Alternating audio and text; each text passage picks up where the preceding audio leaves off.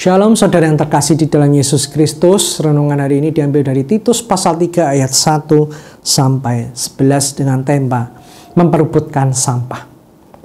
Beberapa tahun yang lalu sebuah kota mengalami krisis sampah. Tempat penampungan penuh dan layanan pengangkutan dihentikan sementara.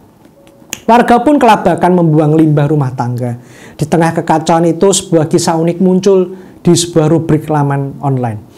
Sungguh-sungguh terjadi, sebuah surat kabar lokal Senin 17 Juli 2023 pagi. Seseorang terlihat membawa dus besar yang ditali rapi. Dus itu jatuh di depan pasar dan langsung diperebutkan oleh beberapa orang. Setelah dibukanya, ternyata isinya sampah. Sontak kita mungkin tertawa geli membaca kisah itu. Betapa konyolnya memperebutkan sesuatu yang sejatinya tidak berharga, sampah. Namun kisah ini menyimpan cermin untuk kita semua. Bukankah dalam kehidupan rohani pun seringkali kita, entah sadar atau tidak, juga memperebutkan tanda kutip sampah. Kita saling berselisih hanya demi hal-hal remeh, memperdebatkan detail yang tidak esensial, bahkan kadang menggunakan ayat-ayat Alkitab sebagai senjata untuk menyerang bukan membangun.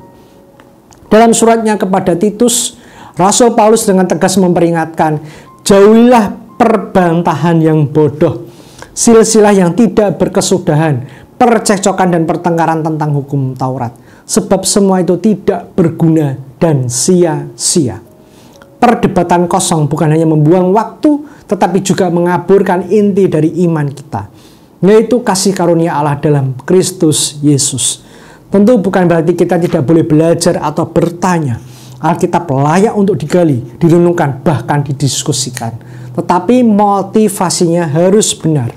Untuk mencari hikmat, bukan kemenangan dalam argumen, untuk saling membangun, bukan menjatuhkan.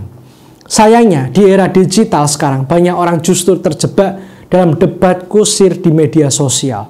Dengan dalih membela iman, padahal sebenarnya hanya ingin membuktikan dirinya paling benar.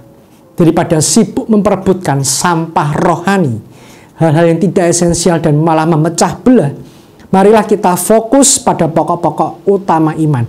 Kasih, pengampunan, kerendahan hati, dan pelayanan yang nyata. Dunia tidak butuh lebih banyak perdebatan. Dunia butuh lebih banyak kesaksian yang hidup yang mencerminkan Kristus. Jika kita menjauhi gelanggang perdebatan bodoh dan memilih hidup dalam damai serta kasih, kita sedang menunjukkan bahwa Injil memang berkuasa mengubah manusia. Jangan buang energi kita untuk memperjuangkan apa sebenarnya yang tidak berharga. Mari berlomba dalam hal kekal, bukan dalam hal yang fana. Mari tinggalkan sampah dan kejarlah harta yang sejati, hidup yang berkenan kepada Allah. Amin.